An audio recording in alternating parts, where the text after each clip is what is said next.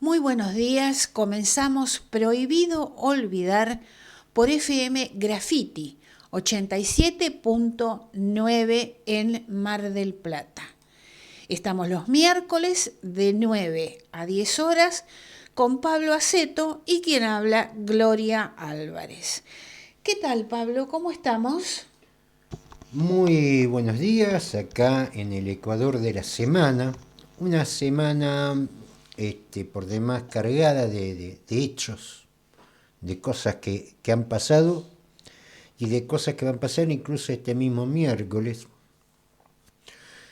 Em, en, a ver, en una serie de disputas que después vamos a analizar algunos de estos hechos, la desaparición de algunos organismos, en qué implican, qué cosas vemos, qué cosas por ahí no se están viendo. La motosierra a full. La motosierra y también hay que decir esto, a ver, alguien va a votar, va a haber elecciones y alguien va a votar y seguramente vamos a votar con aquel que más o menos se acerque a la posición que uno plantea. Me pasa a mí, nos pasa a todos. Pero también hay que decir que, bueno, la oposición, lo que sería la principal oposición, está en un debate muy fuerte. No se está debatiendo el problema de los jubilados, no se está debatiendo el problema de la ruta, de la energía, que nos faltó gas, nada de eso se está debatiendo. Dicho este jueves en Senado, que es lo que provocó que Milei no fuera a Tucumán, porque iban a ir dos gobernadores. En realidad En realidad, uno. iba a ir uno, el otro estaba ahí. Claro, el gobernador de Catamarca, Jalil. Iba a ir Jalil, y el de Tucumán que no iba a ir porque vive ahí. Claro. No sabemos si quería estar, por ahí no quería estar, no sabemos eso. Que va a discutir, y esto me parece que pinta la situación. ¿Qué es lo que van a discutirle? El supuesto superávit fiscal de Milei. Digo supuesto porque Milei hace unas cuentas extrañas sobre el tema del superávit. Pareciera que los pagos de deuda externa no entran en el déficit. Qué sé yo, a cualquiera de nosotros si nos preguntaban, ¿tenés plata, te sobra plata, en la empatá?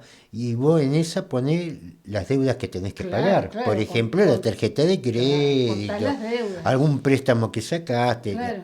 Porque parte del patrimonio también son las deudas, son tuyas. Bueno, esta parte del patrimonio del gobierno no se cuenta, entonces da un superávit.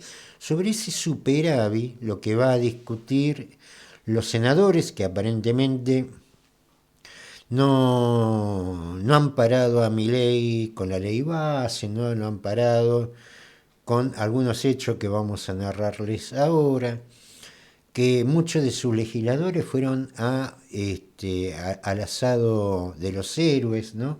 Cuando apoyaron el veto de Milei con un mísero aumento de los jubilados. De hecho, van a discutir lo que es el impuesto al combustible, es decir, que no nos van a bajar ningún impuesto, más allá de que está cerrando prácticamente todo. Entonces, si está cerrando prácticamente todo, ¿para qué me cobra impuestos? Claro, ¿Para claro. mantener qué? Bueno, pagar vamos a pagar igual. Lo que se están repartiendo, se está discutiendo de dónde va a parar esa plata. Ellos lo que están buscando es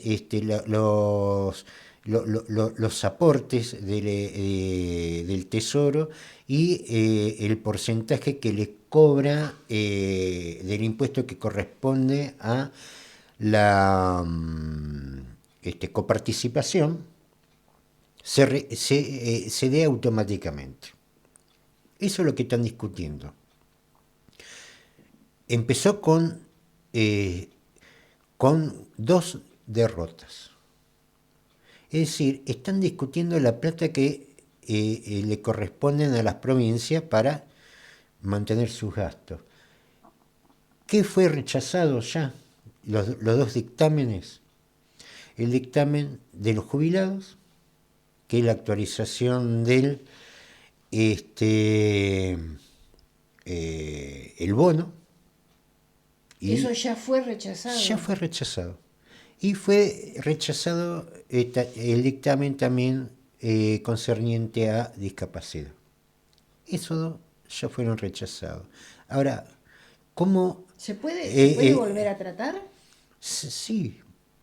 Ahora, no lo sostienen. Es decir, ¿qué es lo que están sosteniendo los gobernadores? Lo que a ellos les interesa.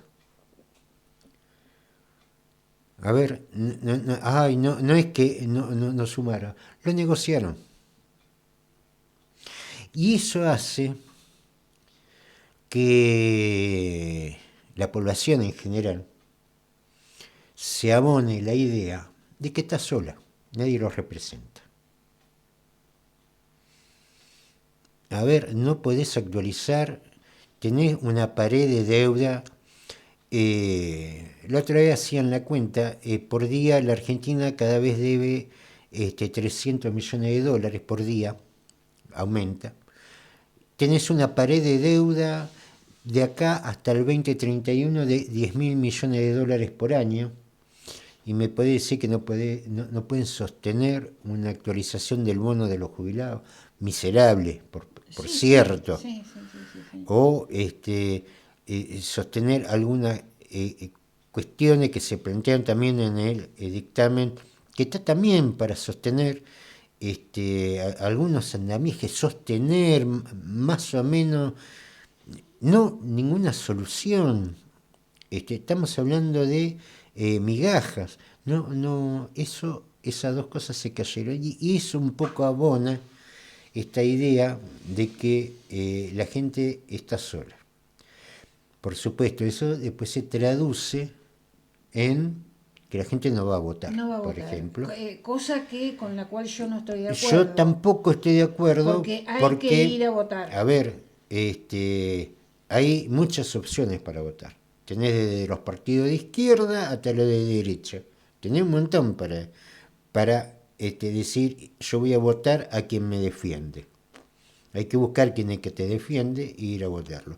Lo que sí hay que decir que hoy por hoy todo el espectro político no está buscando canalizar esa necesidad de la gente, sino están resolviendo sus problemas.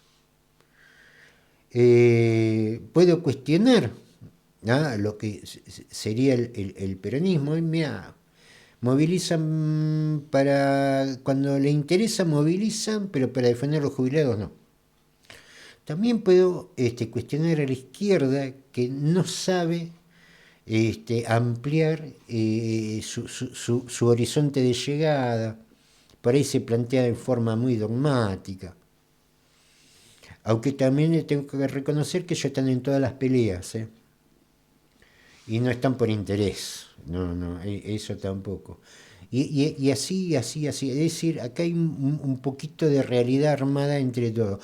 Pero lo real y concreto, que hay un quiebre, hay una ruptura entre el gobierno nacional y los gobernadores, que se va a ver hoy con la suspensión de los actos en Tucumán.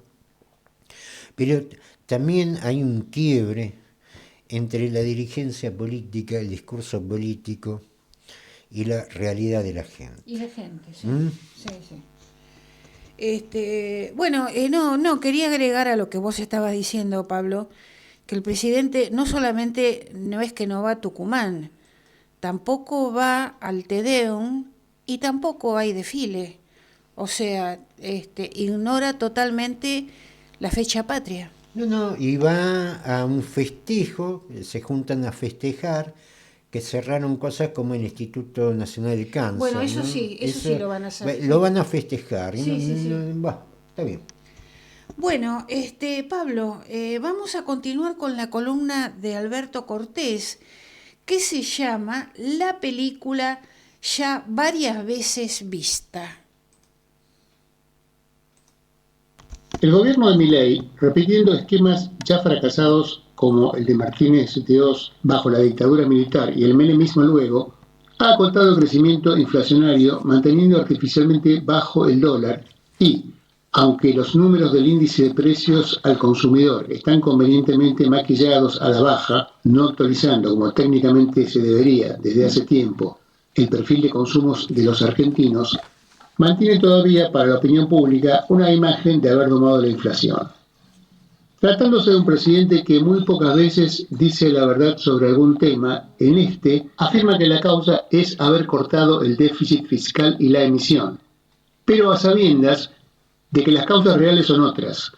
Recesión extrema que baja la inflación como lo hizo en 2020, la provocada por el aislamiento durante la pandemia, a pesar de que en ese momento déficit y emisión crecieron como nunca, e intervención del Estado en las negociaciones salariales entre empleados y patrones, imponiendo aumentos de sueldos menores a la inflación, e intervención estatal también para intentar anclar al dólar.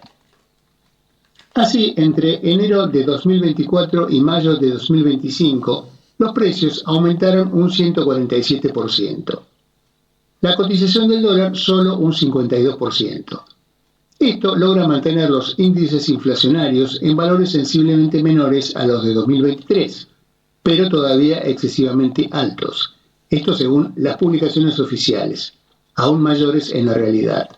Las consecuencias se sienten en los bolsillos de la mayoría de asalariados formales e informales y cuentapropistas con ingresos que no exceden y en un altísimo porcentaje no llegan para cubrir sus necesidades de alimentación y vivienda.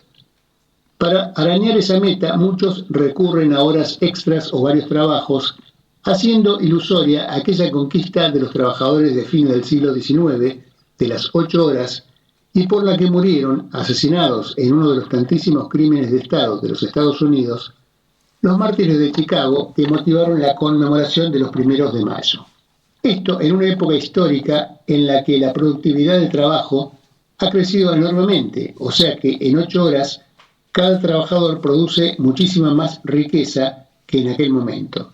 Es obvio que si hoy no le alcanza, es porque alguien se queda con la mayor parte de ese sobreproducto. Basta mirar las grandes ganancias de los balances en bolsa de las mayores empresas del país para saber quiénes.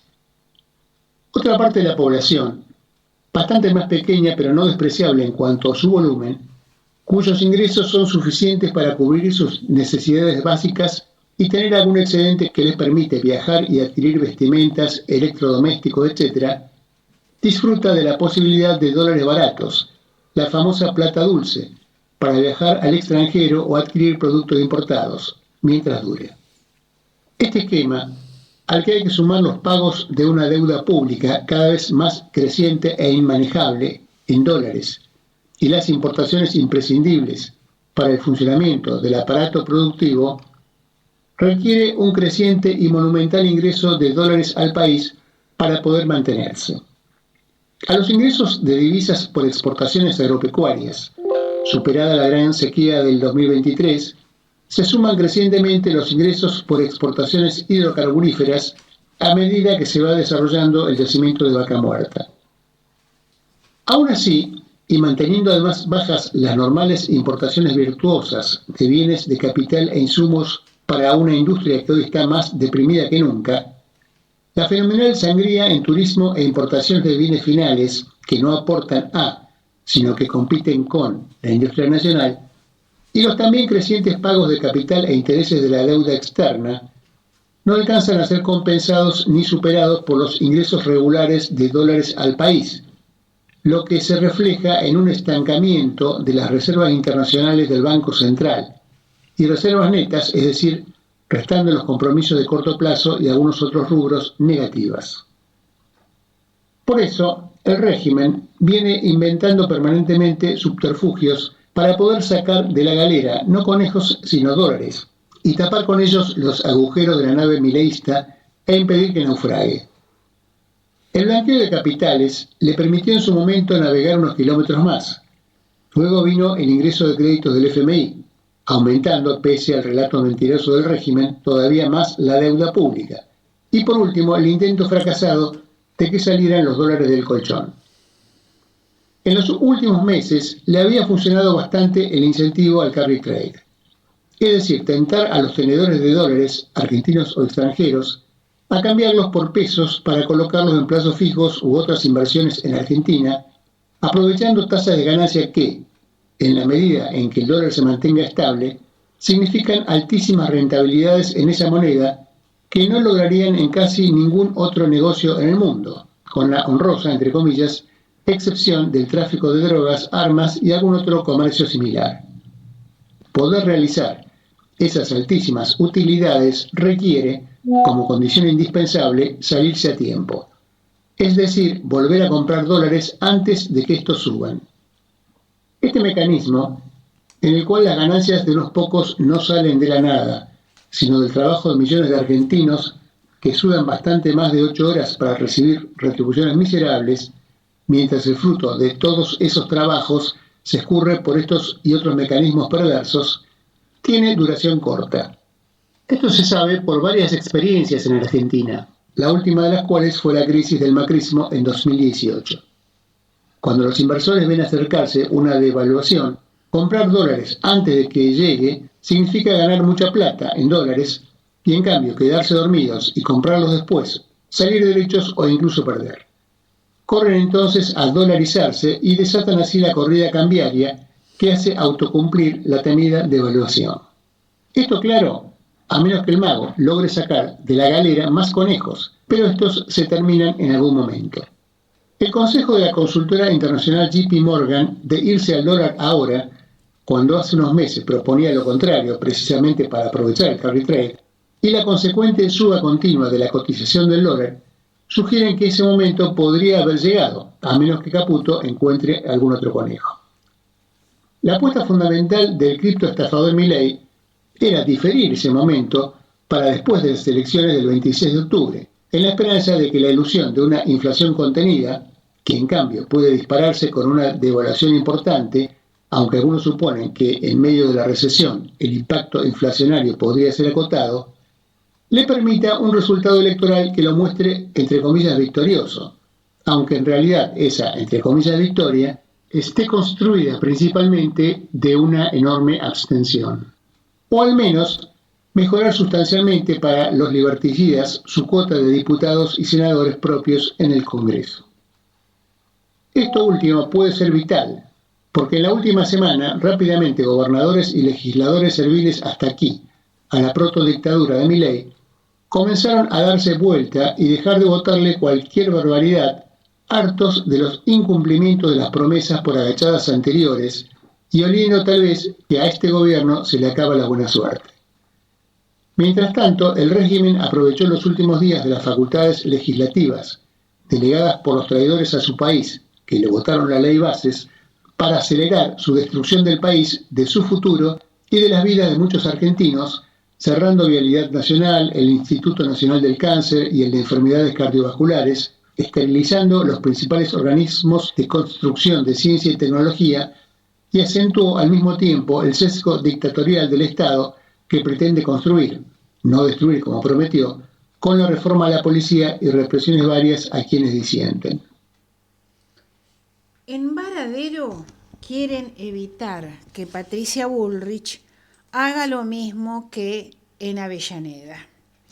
El Consejo Deliberante se prepara para debatir una iniciativa que declara de interés social 207 departamentos abandonados por el gobierno de Javier Milei. Temen que se repita una situación como en el complejo Sagol. Recordemos que ese es el complejo que fueron entregadas sus viviendas a las fuerzas federales por Patricia Bullrich cuando ya tienen dueño, ya estaban adjudicadas, lo cual representa un robo. Las obras del Procrear de Varadero se frenaron con la llegada de Milei a la presidencia. La decisión de Patricia Bullrich sobre el complejo de Vivienda Sagol en Avellaneda encendió las alarmas en la provincia de Buenos Aires. En Varadero, Unión por la Patria teme que la ministra haga lo mismo y apresuran medidas para evitarlo. Por eso desde el bloque de concejales impulsan una ordenanza para tomar posesión de los 207 departamentos del Procrear que quedaron paralizados y no quieren que terminen en manos de las fuerzas federales.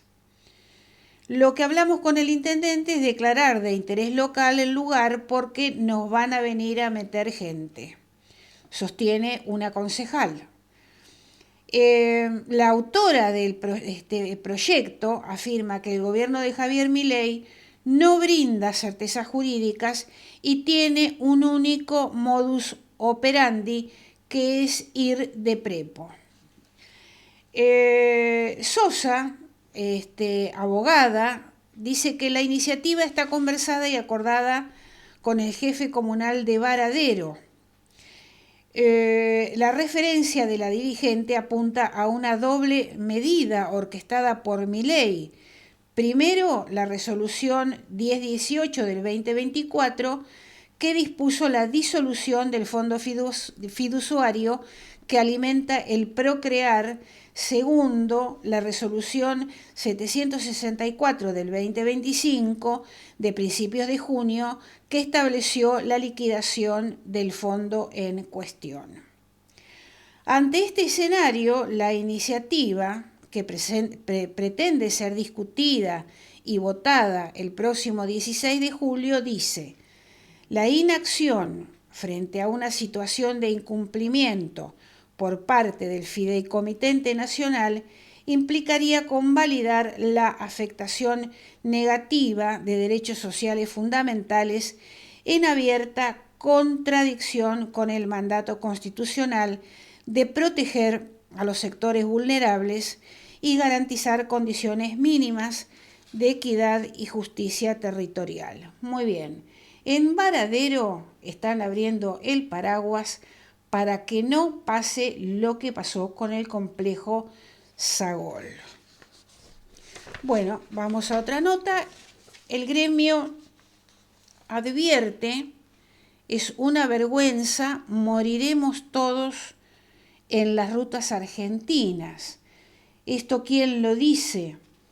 Graciela Aleñá es la secretaria general del Sindicato Trabajadores Viales y Afines, y acusó al presidente Milei y al ministro Sturzenegger de haber armado el decreto para hacer negocios. Hay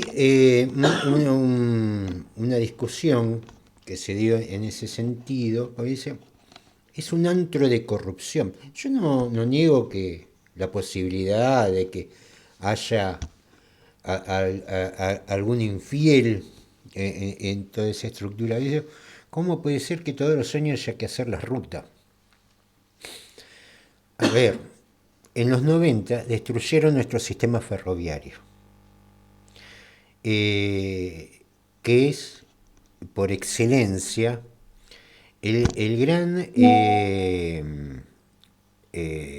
flete de carga pesada. Incluso hay en las estaciones abandonadas carros que ya no se usan, que son de granos. Siempre el camión estuvo para la corta distancia, es decir, la ciudad y la estación de tren, no recorrer el largo y el ancho de la octava geografía del mundo. Esto hace, viene un verano, se afloja toda la granza que está empetrolada en la ruta, camiones pesadísimos que terminan deformando, y con eso empieza la destrucción que se culmina con las lluvias de invierno. Ahora, la solución no es cerrar vialidad, porque en definitiva vialidad, y eso lo hemos visto porque hemos ido al sur, hicieron, por ejemplo, algo que era de tierra, que no se podía hacer en día de lluvia, el circuito, se asfaltó el circuito de los 7 lagos en el sur. Sí. Que eso no se podía hacer, esa travesía no se podía hacer los días de lluvia, evidentemente, Claro. cosas así, cosa que favoreció mucho el turismo, especialmente el turismo internacional. Hay cosas, por ejemplo, ¿quién va a despejar la nieve de las rutas que van de Argentina a Chile? Eso lo hace vialidad. Eso lo hace vialidad. Claro. A ver, hay un problema, sí, el problema de las rutas que están siendo sobreusadas, están estresadas en la actividad, porque tampoco se ha avanzado en lo que es la recuperación del sistema ferroviario. Ahora, ¿cuál es la solución? Y uno diría recrear por lo menos la carga pesada. Ahora hay nuevas tecnologías, como por ejemplo los contenedores, los vagones portacontenedores, cosas así, que después se pueden cargar a un camión para hacer las trayectorias cortas, no el camión recorriendo la octava geografía del país. Ahora, la solución es esa, no cerrar vialidad, porque ahora no tenés ferrocarriles, tampoco vas a tener ruta. Seguramente la ruta... ¿Cómo se va a hacer el comercio, Pablo? No, seguramente la ruta lo que van a un esquema de privatización, concesión, donde van a cobrar peaje, por supuesto, ahí van a estar las rutas que den mayor rentabilidad. ¿Y las otras? Acuérdense lo que nos pasó con los ferrocarriles. Sí. Cuando cerraron los ferrocarriles, los pueblos, y no estoy hablando del norte profundo, ni del sur, estoy hablando de la provincia de Buenos Aires, empezaron a desaparecer los pueblos. Claro, quedaron totalmente apartados. Y eso fue a engrosar los sectores marginales del gran conurbano, del sur de la ciudad de Buenos Aires, es decir, gente que tenía su casa, su trabajo, su actividad, pasó a ser gente pobre que fue a vivir una villa al sur de la ciudad de Buenos Aires o en el conurbano. Digamos, vamos ahora a reeditar eso, pero ahora con las rutas. Digo, estas son las cuestiones que hay que plantearse, y después van a decir, mirá, se juntan los vagos. No es que se juntan, no le dimos otra opción, porque cómo va a llegar, por ejemplo, la gente a las explotaciones turísticas de otros lados, cuando no hay ruta. Es decir, en vez de fomentar la comunicación, que la respuesta sería para que la ruta no la tengamos que estar constantemente arreglando, que es hacer el sistema ferroviario, no hacemos el sistema ferroviario y tampoco vialidad. Y entonces, ¿qué? Hay una anécdota, que eso es del gobernador de la provincia de Buenos Aires, Dardo Rocha, que el tren llegaba hasta a Chascomús, creo que llegaba. No, miento, llegaba a Maipú. De Maipú a Mar del Plata había que hacerlo en carro. Al segundo viaje que hizo Dardo Rocha, que está su casa acá todavía, hizo extender a lo que hoy conocemos como el shopping, ¿no? Que era la estación sur de ferrocarriles, llegó hasta acá. La segunda etapa la hizo el gobernador Fresco, extendiendo la ruta 2 hasta Mar del Plata. Fue, estamos hablando de Mar del Plata, fue el Estado el que tuvo que impulsar eso. Por supuesto. Y ni Dardo Rocha, ni y justamente Fresco, no eran exactamente socialistas, Cuca y ese tipo pero de hicieron cosas. rutas. Eran conservadores y conservadores subidos, yo diría. A ver, y Mar del Plata es lo que es Mar del Plata. Sin la intervención de ellos, hubiéramos llegado muy tarde a colocarnos en lo que es el gigante del sur de la provincia de Buenos Aires. Todos estamos orgullosos de Mar del Plata, pero Mar del Plata se hizo gracias a la obra pública. Bueno, Graciela Aleñá es la secretaria general del sindicato Trabajadores Viales y Afines y acusó al presidente Milei y al ministro Sturzenegger de haber armado el decreto para hacer negocios.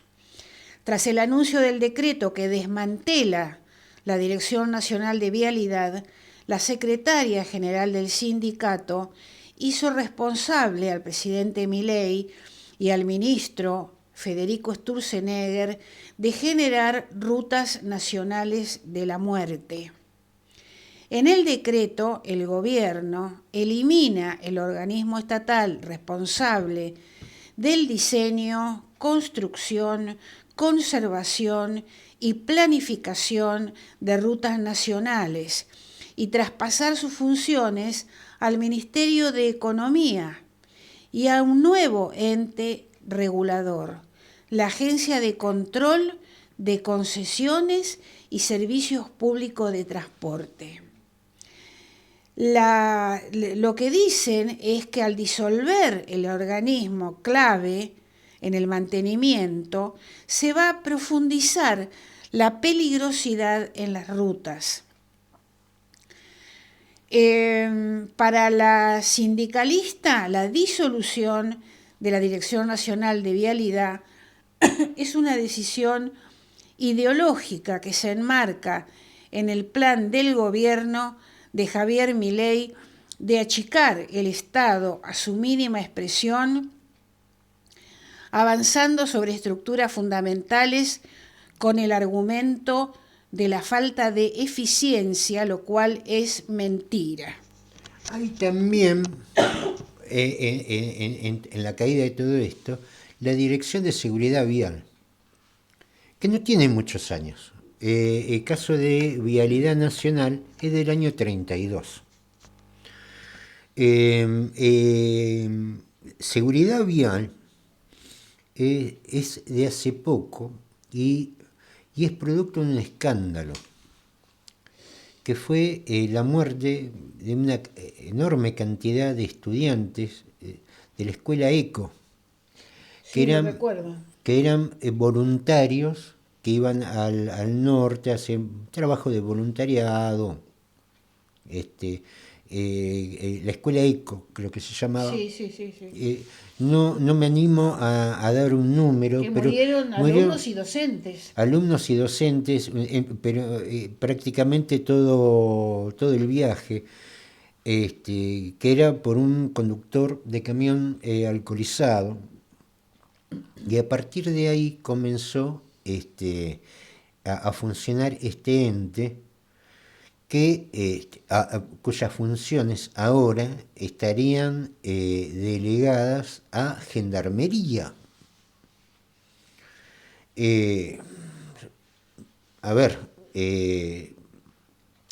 Dicho, Gendarmería ya está en la ruta. Los hemos visto. Cumplen otra función. Esto es como decir, bueno, ahora eso lo va a hacer Gendarmería, y la verdad que Gendarmería ya estaba. ¿Qué quiere que les diga? ¿Y qué hacen? Y están ahí, qué sé yo. Cuando la ruta es larga, ¿viste? Y vos lo ves, bueno, por lo menos decís, si pasa algo de acá, por lo menos tenés a quién recurrir, pero no sé qué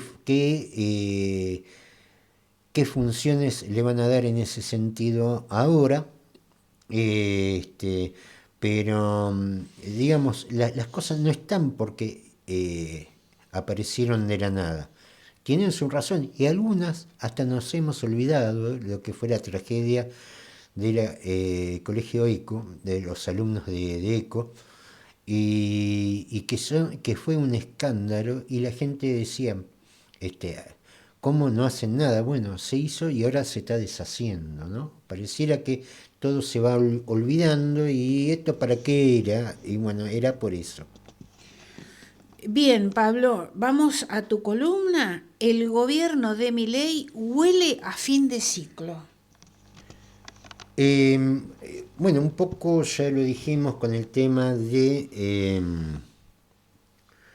lo del jueves, donde dejando de lado los dictámenes vinculados a el aumento de los jubilados y el sostenimiento de algunas cuestiones vinculadas con la discapacidad, van a discutir algunos impuestos en lo que es su giro automático. Digamos, no muy bien de los senadores que aparentemente han negociado esto. Digamos, ya que van por todo, porque no creo que el aumento, tenés que pagar 10.000 millones de dólares de acá hasta el 2031. No me venga con que el problema tenés con el aumento del bono jubilado y sostener algunas estructuras vinculadas con la emergencia de la discapacidad. Ahora, hay cosas que, por ejemplo, como lo hemos dicho, que es muy fácil de explicar, que es el caso, por ejemplo, de las rutas y algunas direcciones. Por ejemplo, se refirió también la columna de Cortés sobre el Instituto Nacional del Cáncer, el Instituto Nacional de Enfermedades Cardiovasculares, que no merece mucha explicación. Yo creo que cualquiera lo entiende. Ahora hay cosas que no son tan evidentes porque nos hemos acostumbrado a vivir con ellas. Por ejemplo, la electricidad. Mi abuela que plancha con carbón, era una plancha huecada, se le ponía carbón encendido adentro y con eso planchaba. Cuando apareció la electricidad, sabía de punta a punta porque vio cómo se creó las redes eléctricas y todo ese tipo de cosas. Nosotros llegamos a casa, apretamos una perilla y la luz se enciende. Nos subimos a un ascensor, sin pensar mucho, apretamos el botón al piso que queremos ir, vamos, subimos y listo. Queremos cruzar la calle, vemos que está la luz roja y confiamos en que los autos van a frenar y cruzamos. Ahora, el apretar la perilla y que se encienda la luz, el botón del ascensor que nos lleva al piso de destino y que el auto frene cuando está la luz roja. Atrás de todo eso han pasado otras cosas. No ha pasado, y no es que nos colguemos ahora de una circunstancia. Nosotros hace rato que venimos hablando, y básicamente la columna trata sobre el tema de energía. El que está acostumbrado a escucharnos sabe que hace rato que venimos hablando sobre el tema y un día nos quedamos sin gas. Es decir, lo que hacíamos, que era abrir la perilla, ponerle fósforo o el chispero o lo que quieran, y el gas se encendía. Bueno, el gas no se encendió. ¿Por qué nos encendió? Por esas cosas que nosotros veníamos hablando, de todo lo que hay atrás de la perilla y del quemador de la cocina, que hace que vos apreté la perilla, ponga el clic y se caliente la pava del agua para el mate. Y lo que nos hemos dedicado en todo este tiempo, y aquellos que nos han escuchado, algunos desde la radio anterior, saben que veníamos hablando de eso. Un día el gas se cortó. Camusi fue claro. No fue un problema de alguna obra que no se completó en lo local. ¿En las armas? No fue eso. ¿Eso no fue? No fue, y yo lo iba a decir. Me ganó las autoridades de Camusi. Vos, en una planta compresora, vos comprimís lo que tenés. Si no tenés gas, no comprimís gas. Y lo que no hubo fue gas. Fue superado todo el... A ver, se cortó acá en Mar del Plata. Se cortó en San Martín de los Andes. ¿Qué tiene que ver con las armas? Se cortó en Sauce Viejo. El Sauce Viejo está en Vaca Muerta. No alcanzó el gas. No. Punto. No es la obra de acá, la obra allá, porque es lindo buscar la respuesta fácil. Ahora, lo que nosotros le venimos diciendo, y lo recalcamos con la ley base, que lo votaron algunos legisladores salidos de Mar del Plata, dicho sea de paso, cuando se hace la modificación de la ley de hidrocarburos y le sacan lo único que tenía positivo, que era que tenían que garantizar la provisión interna, la sacaron. Porque, a ver, explíqueme cómo exportamos 240 millones de dólares y nosotros estamos sin gas. Y salimos a comprar barcos metaneros para la provisión del invierno. A ver, no sé, tengo que hacer un dibujo, que están vendiendo lo nuestro y nosotros tenemos que comprar para nosotros, con presupuesto del Estado. Y capaz que estamos comprando lo que vendimos y dio la vuelta en el mar y lo estamos pagando como si fuera extranjero. Y también pasa con los otros ejemplos. El ascensor.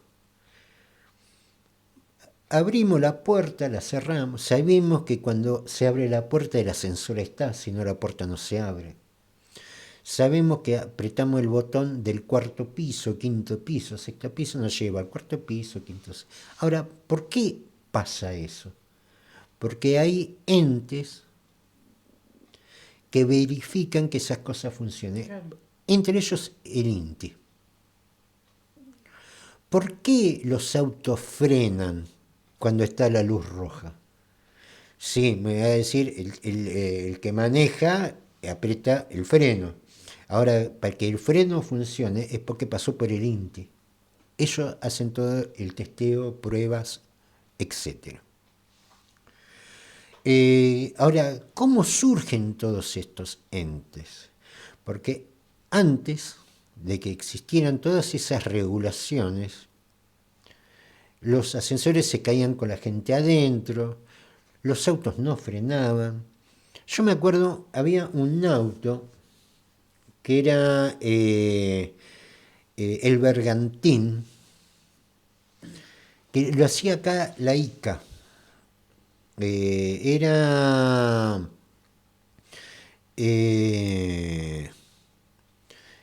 símil de un auto inglés, no me acuerdo ahora el nombre, un auto muy rápido, que tenía freno de campana, es decir, el auto iba rápido. Ahora el día que lo quiera frenar, era para frenar el Bergantín, había que, está bien, en otra época con menos tránsito, se empezaron a diseñar acá y en el mundo porque todo el mundo empezó a dedicarse, vamos a controlar que las cosas funcionen y que cuando los autos quieran frenar, frenen. Inventaron los discos, los frenos a disco, o los frenos a disco ventilado, y distintas cosas. Y que el mecanismo que te están vendiendo funcione. Porque yo les voy a decir una cosa, el fabricante que quiere vender, lo que le interesa es vender mecanismos de freno. Ya invertir para que sean cosas seguras, ya eso es otra cosa.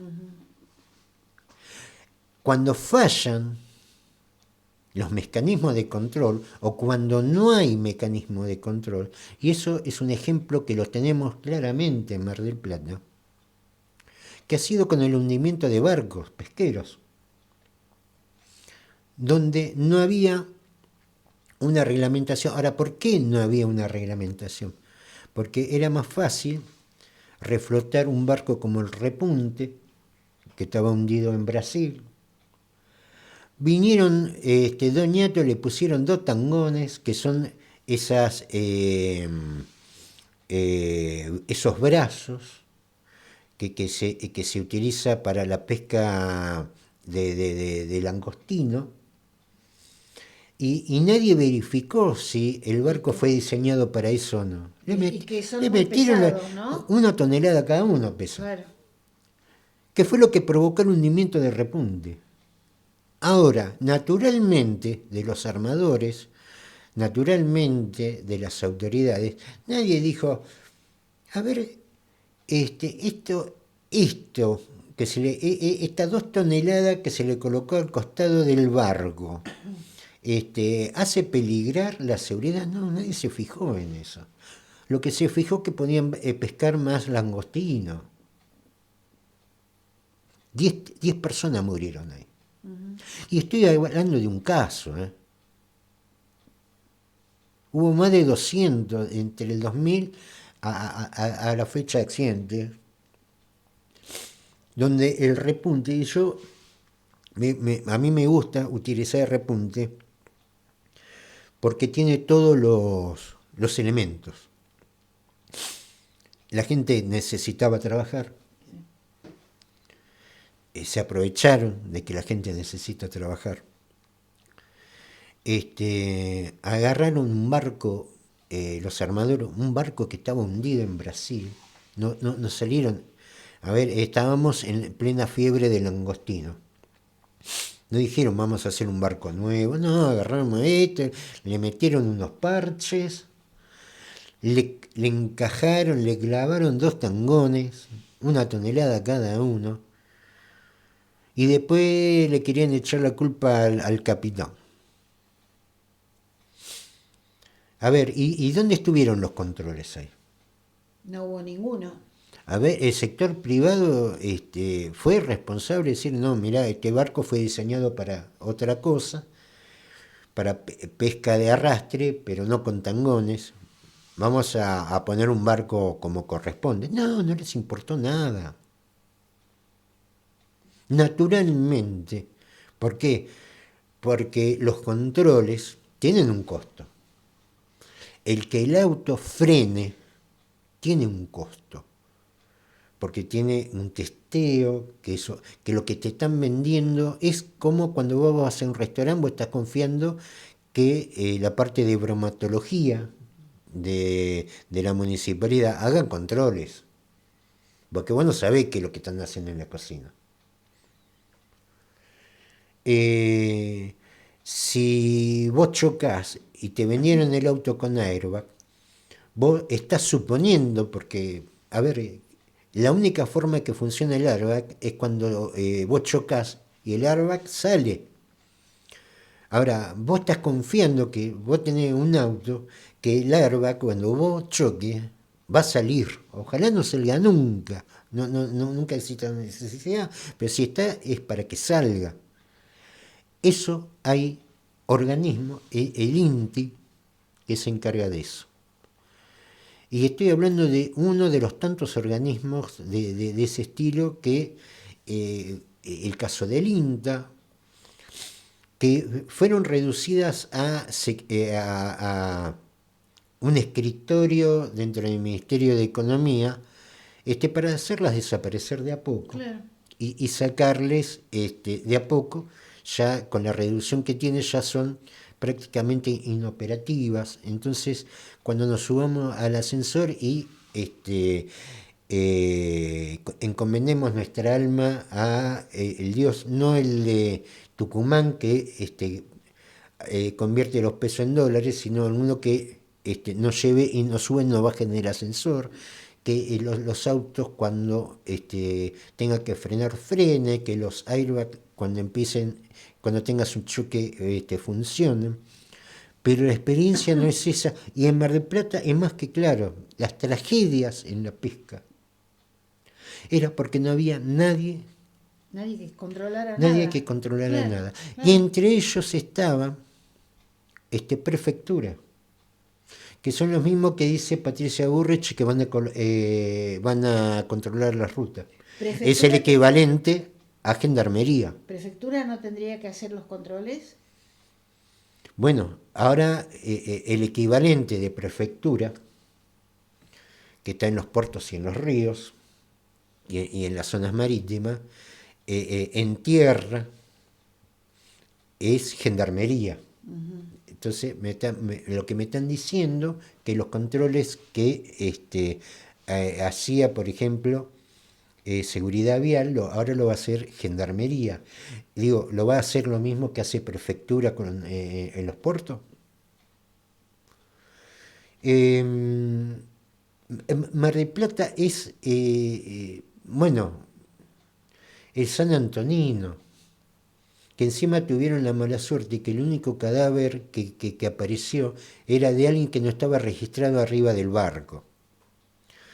Pero lo del repunte especialmente te demuestra lo que es una actividad sin controles. Sin ningún control. Confiar en que en ese momento, Caputo se llamaba, está fallecido el empresario, él iba a hacer los controles de seguridad que no hizo ninguno. Lo único que le importó es que el barco traiga langostino y colocarle 2 tangones, dijeron. Entonces, esto de que el privado se hace cargo, no, eso no existe. Ahora, estas cosas no son evidentes de lo que pasa detrás de la hornalla de la cocina para que por ahí pase el gas.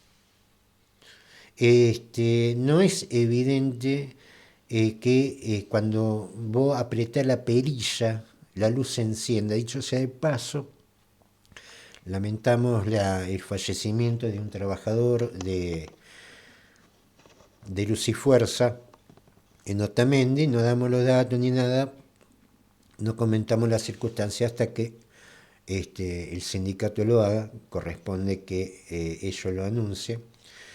Pero, a ver, que las cosas funcionan, porque estamos acostumbrados a que las cosas funcionen. No, mire, funcionan porque hay gente que está detrás de eso, que hace que funcione. Bueno, eso es lo que está destruyendo este gobierno. Y está destruyéndolo ante un absoluto silencio. Les doy otro ejemplo, que el cemento que usamos, ¿quién nos garantiza que va a aguantar lo que se supone que tiene que aguantar? Los empresarios del cemento, que como lo de la pesca le metieron 2 tangones a cualquier cosa. Eso es lo que está pasando. Entonces, no es raro que se corte el gas, no es raro también que se corte la luz, no es raro que los autos cuando quieran frenar no frenen, no es raro que vengan chicos del norte que fueran a hacer un voluntariado y los atropelló un camionero mamado.